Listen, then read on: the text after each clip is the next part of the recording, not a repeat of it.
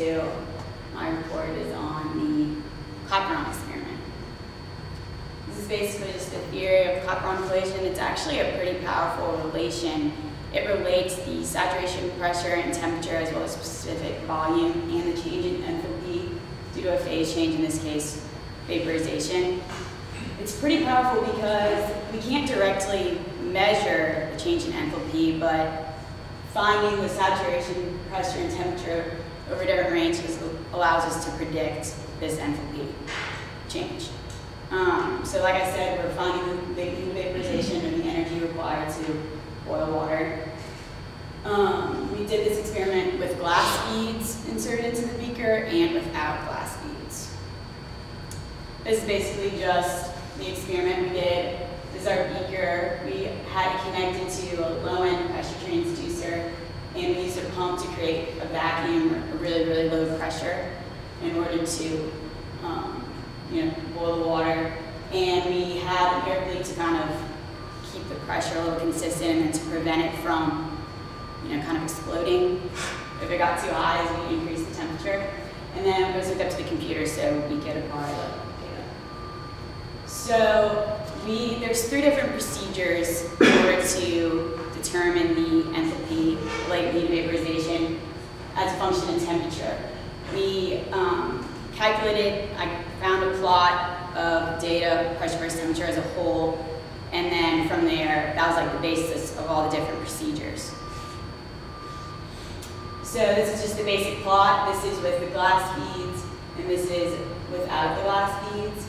The glass beads, as you can tell, it increased the temperature, got to boiling a lot quicker than it did without the glass. The glass served as a way to increase the surface area, so the water boiled a lot quicker than without the beads. And I mean, it kind of makes sense because the increase in surface area increased the temperature quickly, so it was almost like less energy that needed to make the water boil. And I think as you'll see, overall, with the beads, it was a little bit less enthalpy than with the beads.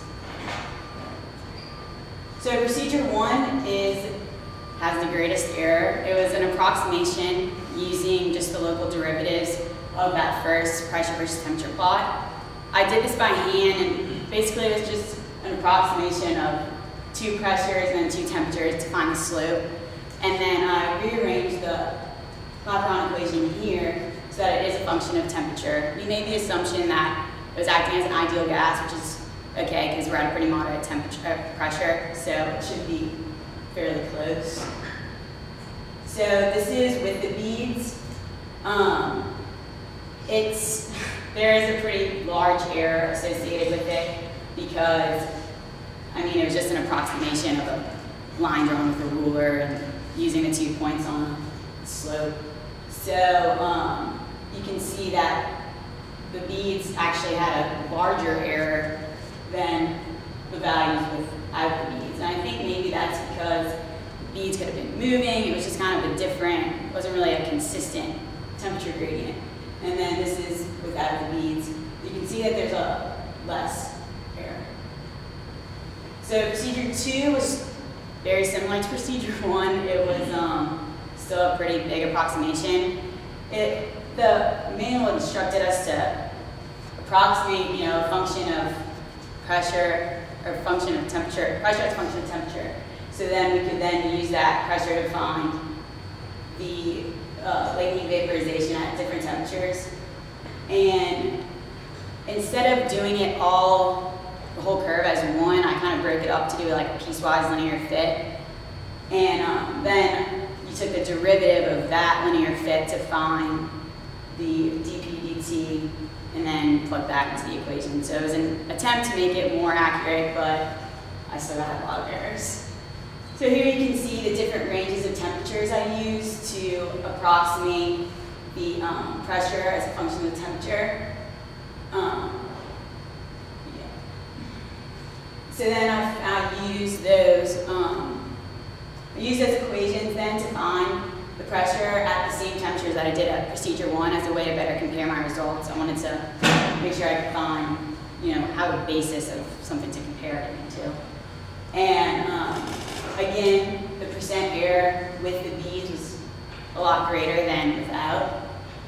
And this is the, I just compared to the tabulated values of the steam tables.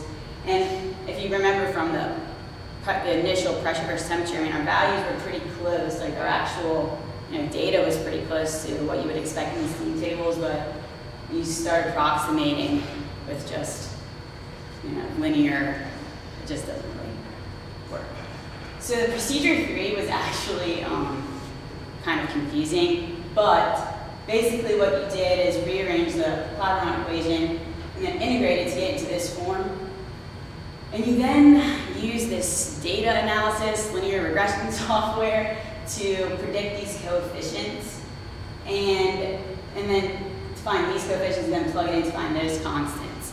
You assume that the latent heat vaporization as a function of temperature was linear, so you plug that in right here, and then and that's how you got these two A and B equations. And then, so once I've uploaded all that data and did the linear regression, find these constants and then solve for the A and B, and then you plug it back into the enthalpy equation to try to find the enthalpy as a function of temperature. Initially I did it wrong and I got really weird things, and then I did it again and it still kind of turned out weird. But, so we would expect the latent heat of vaporization to decrease as you increase in temperature because there's already a lot of energy happening.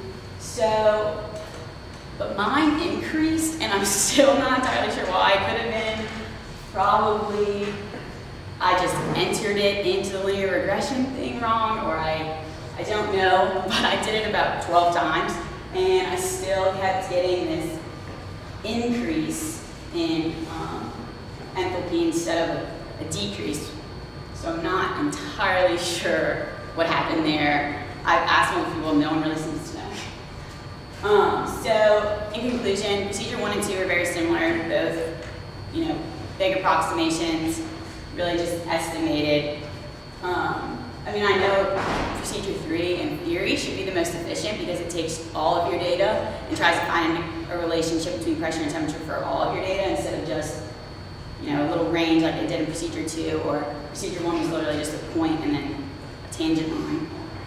So in theory that should have been the best, but for whatever reason I couldn't make it work.